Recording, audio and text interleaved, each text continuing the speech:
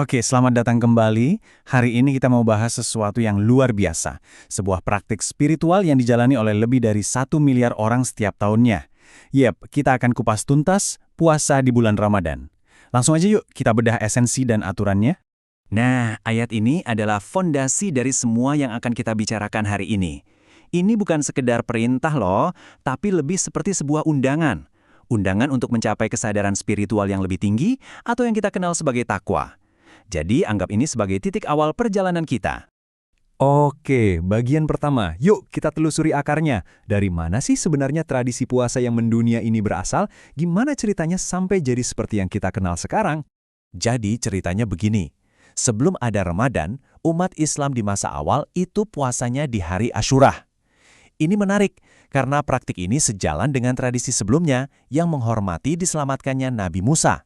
Tapi semua berubah di tahun kedua setelah hijrah. Turunlah perintah yang baru, perintah khusus untuk berpuasa sebulan penuh di bulan Ramadan. Ini benar-benar jadi sebuah babak baru. Terus, apa sih sebenarnya bulan Ramadan itu? Ini bukan sekedar nama bulan di kalender ya. Anggap aja ini kayak sebuah wadah spiritual. Posisinya fundamental banget loh sebagai rukun Islam yang keempat. Jadi ini adalah waktu khusus buat refleksi diri dan, yang nggak kalah penting, memperkuat hubungan dengan komunitas. Oke, sejarahnya udah. Sekarang kita masuk ke blueprintnya, aturan mainnya. Siapa aja sih yang wajib puasa dan apa yang bikin puasa itu dihitung sah? Yuk kita lihat. Nah, penting banget nih buat kita bedain dua hal ini. Ada syarat wajib dan ada rukun.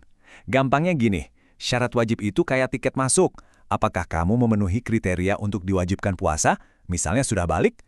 Nah, kalau tiketnya udah di tangan, baru kita bicara soal rukun. Rukun itu adalah aturan main di dalamnya. Apa yang harus kamu lakukan biar puasamu sah?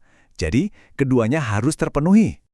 Setiap permainan kan ada aturannya, termasuk hal-hal yang bikin kita diskualifikasi. Nah, dalam puasa juga ada. Apa aja sih yang bisa membatalkan komitmen puasa kita? Yuk kita bahas. Yang pertama dan paling jelas tentu aja, sengaja makan dan minum. Ini adalah latihan dasar pengendalian diri fisik yang paling kelihatan, yaitu secara sadar menahan keinginan dasar kita dari fajar sampai matahari terbenam. Tapi ternyata nggak cuma itu loh, ada hal-hal lain, misalnya muntah yang memang disengaja. Terus ada juga kondisi-kondisi biologis khusus, seperti menstruasi atau nifas bagi perempuan. Bahkan kondisi mental, misalnya sampai hilang akal sehat, atau perubahan status spiritual seseorang juga bisa membatalkan puasanya hari itu. Dan ini nih yang menunjukkan betapa seriusnya beberapa jenis pelanggaran. Khusus untuk satu hal, yaitu berhubungan suami istri di siang hari Ramadan, hukumannya itu berjenjang dan jelas banget. Ini nunjukin kalau komitmen puasa ini punya bobot yang sangat besar dan penting banget untuk dijaga kesuciannya. Oke, kita udah ngobrolin soal aturan, soal boleh dan nggak boleh. Tapi pertanyaannya sekarang, buat apa sih ini semua? Pastinya bukan cuma soal nahan lapar dan haus saja kan? Ada makna yang jauh lebih dalam di baliknya. Pertanyaan ini penting banget, karena puasa itu bukan cuma soal daftar larangan.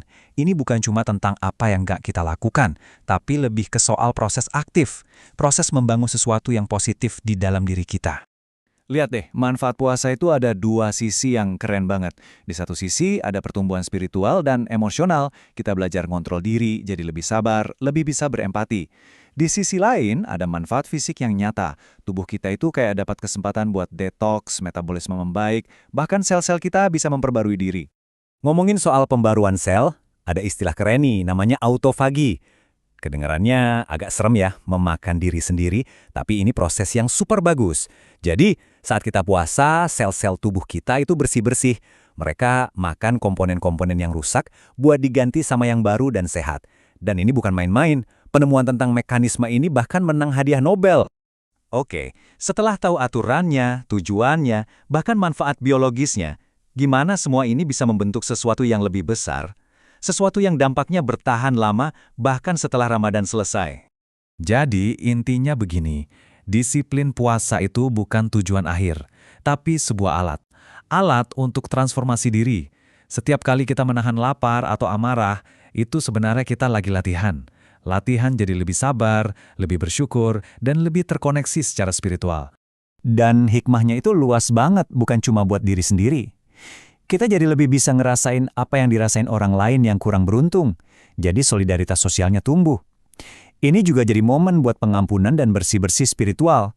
Plus, ini adalah bulan peringatan turunnya Al-Quran. Jadi pas banget buat nambah sedekah, doa, dan ibadah lainnya. Pada akhirnya, Ramadan itu kan cuma 1 bulan penuh disiplin. Tapi pertanyaan sesungguhnya adalah, gimana 1 bulan ini bisa ngebentuk 11 bulan lainnya? Gimana caranya kesabaran, empati, dan kesadaran yang kita latih sebulan penuh ini bisa kita bawa terus sepanjang tahun? Nah, itulah tantangan sekaligus hikmat terbesarnya.